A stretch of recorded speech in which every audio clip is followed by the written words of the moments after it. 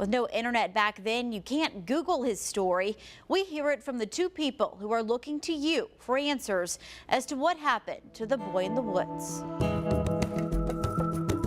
Murrells Inlet, South Carolina is a picturesque place, and in summertime, it's a mecca for vacationers. The area is vibrant with life, but these thriving trees shielding newly built homes near bustling Business 17 are hiding more than singing songbirds. It's a very powerful story, and it's a very compelling story. There's a lot of unanswered questions. In these trees, 37 years ago, someone hoped these leaves would swallow a secret. But I'm willing to bet there are some people out there still who really didn't know that the boy in the woods had a name and that the boy in the woods had a family. And they may remember the incident of the boy in the woods. The boy in the woods story starts in June 1982. Frank McGonigal was 26 years old. He was the sixth of 9 children. He had loving parents, but he left his home of Kansas City, Missouri to find his fortune.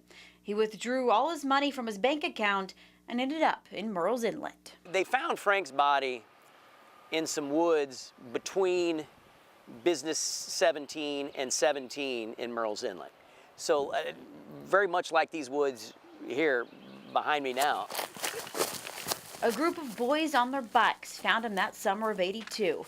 The story goes they ran up to Nance's restaurant to call police. There was a ring of bricks for a fire ring, and they found Frank's sleeping bag there, and he was propped up against a tree. Shot in the head, robbed, his ID was gone. A lost soul no one knew in this tight-knit community. Frank became the boy in the woods. For 9 years, I did not know what happened to my brother, and it went from hopeful that maybe he had just gone out to find his fortune in the world and we would hear from him someday, to despair as the years passed. And we found ourselves with a knowing that something bad had befallen Frank, but not knowing what that was really difficult and painful. A family back in Kansas City that no one here knew about. The Georgetown County Sheriff's Office could not match DNA at the time. It didn't exist. Frank laid in then County Coroner Mac Williams' morgue for 5 years. They picked up the body down here and brought it back to Georgetown. And I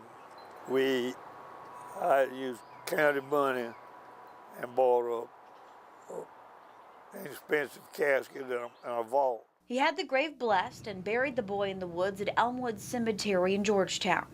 Then, on the 9-year anniversary of Frank's disappearance, a breakthrough. In 1991, a curious detective on the Kansas City, Kansas Police Department came across his now almost a decade-old missing persons report and decided to further investigate. The new technology brought in a DNA match. The boy in the woods now had a name.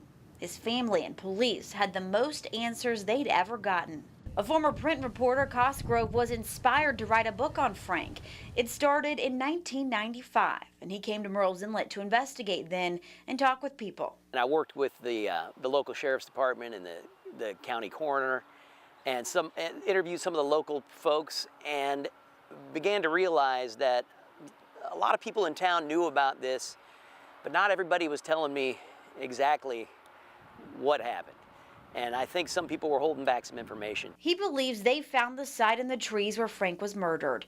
Jim and Mike say many of the people here at the time are now gone or dead. And the police report, the sheriff's office says, is now lost in storage. A case, it seems, that will only get colder. All that's left are a brother's pleas. Mike and Jim came back to Murrells Inlet to ask more questions. Mike and Frank's mother did not want Jim publishing a book back in the 90s, but gave him her blessing before her death. So now they're back, working on the book about Frank, searching for answers in a community with secrets buried in change, and hoping you can help give a family some peace of mind 37 years after they lost the one they love.